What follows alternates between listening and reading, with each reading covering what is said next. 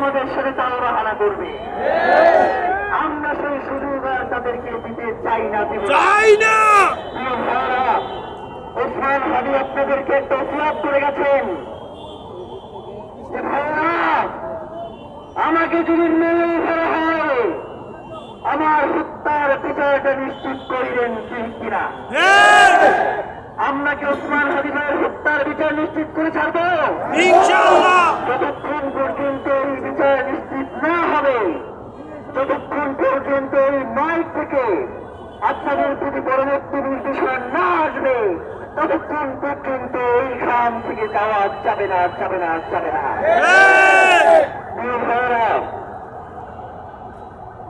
একটা কথা বলি, ইনকিলাব মঞ্চ এবং ইনকিলাব কালচারাল সেন্টার যখন এই জুলাই পরবর্তী সময়ে যাদেরকে জুলাইয়ের অগ্রসেনানী মনে করা হয়, তারা শুধুমাত্র ক্ষমতার ভাগাভাগি করেছে, জুলাইকে রক্ষার দায়িত্ব তার নেই না। তারা মনে করেছে যে এই জুলাই শুধুমাত্র একটা দল, এই জনতাকে তারা সেই স্বীকৃতি দেয় নাই। অথচ আমরা বারংবার বলে আসছি, এই জুলাই সম্ভব হয়েছে বাংলাদেশের 18 কোটি জনগণের জন্য। এই জুলাইয়ের একক কোন স্টেক হোল্ডার নাই, এই জুলাইয়ের একক স্টেক হোল্ডার হচ্ছে বাংলাদেশের আপামর জনতা। আপনারা সেই জনতার সাথে গাদ্দারি করেছেন, টেন্ডারবাজি করেছেন, চাঁদাবাজি করেছেন এবং গুম খুন হত্যায় সহযোগিতা করেছেন। সুতরাং বাংলাদেশের মানুষ আপনাদেরকে আর বিশ্বাস করে না। তারা মনে করে যে বাংলাদেশে শুধুমাত্র এখন থেকে এই সাফের কথা বলবে, যারা স্বাধীন সার্বভৌমত্ব রক্ষার কথা বলবে, একমাত্র তাদের কথাই বাংলাদেশের এই জনতা শুনবে, আর কারো কথা শুনবে না। প্রিয় ভাইরা, জুলাই পরবর্তী সময়ে আমাদের দরকার ছিল অসংখ্য মিডিয়া তৈরি করা, আমাদের দরকার ছিল অসংখ্য ইনকিলাব মঞ্চ তৈরি করা, আমাদের দরকার ছিল অসংখ্য ইনকিলাব কালচারাল সেন্টার তৈরি করা।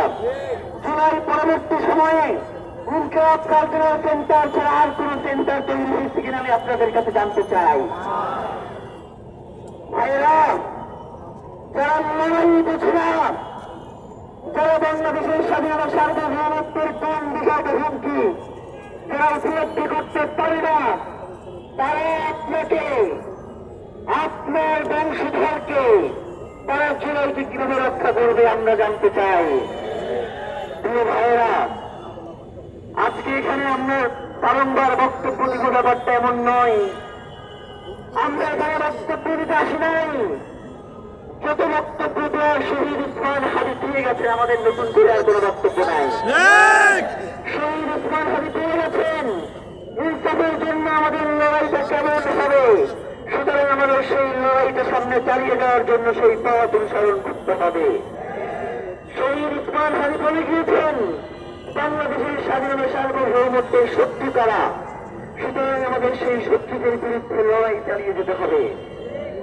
শহীদ ওসমান হাদি আজকে হত্যাকাণ্ডের শিকার হয়েছেন, কিন্তু শহীদ ওসমান হাদির যে আদর্শ, তার যে লড়াই আজকে পুরো বাংলাদেশে ছড়িয়ে গেছে, ঠিক কিনা বলেন?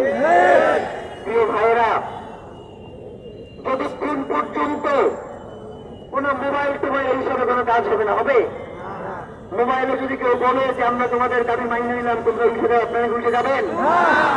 আপনারা কি সেই জন্য না খেয়ে বসে আছেন? শুধুমাত্র পানি খেয়ে আমার ভাই ব্রাদার গুলো এখানে বসে আছে, আমার মা বোনেরা এখানে বসে আছে, ঠিক কিনা? তাদেরকে কোন প্রয়োজন দিয়ে এখান থেকে সরানো যাবে না।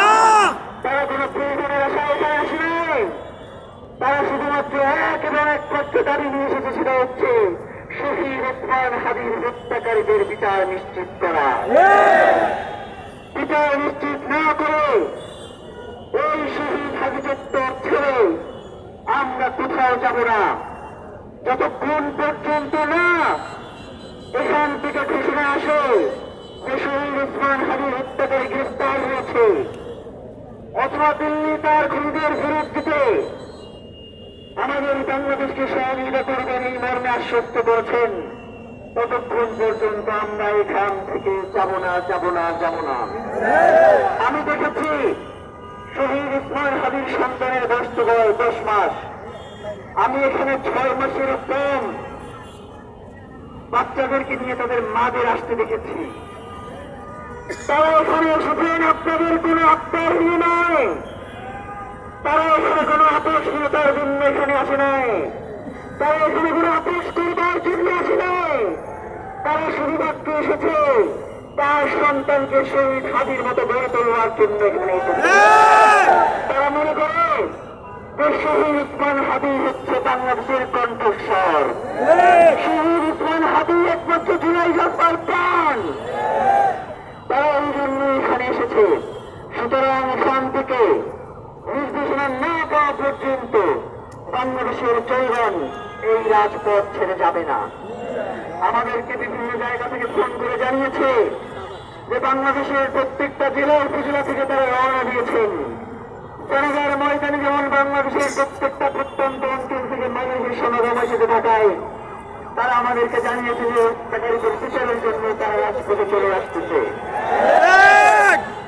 আমরা কি তাদেরকে রেখে এখান থেকে চলে যাবো? যারা রওনা দিয়েছেন তাদের এখান থেকে পৌঁছবার পূর্ব থেকে আমরা বাসায় যাবো। প্রিয় ভাইয়েরা, এই লড়াইটি দীর্ঘ লড়াই। আপনারা খাবার খাওয়ার আগ পর্যন্ত ইনকিলাব মঞ্চের টিমের কেউ খাবার খায় না, এটা আপনাদেরকে আমি নিশ্চিত করি। যতক্ষণ পর্যন্ত আপনাদের কাছে সামান্য পানিও আমরা পৌঁছাইতে না পারবো ততক্ষণ পর্যন্ত আমরা কোনো খাবার গ্রহণ করবো না। এটা শহীদ ওসমান হাদির লড়াই। প্রিয় ভাইয়েরা, এখন আমরা সবাই মিলে একসাথে স্লোগান দিব এবং বাংলাদেশে যারা ক্ষমতায় চলে আসছেন বা বাংলাদেশে যারা ক্ষমতায় রয়েছেন আপনাদের সবাইকে এইখান থেকে বার্তা দিতে চাই, কোন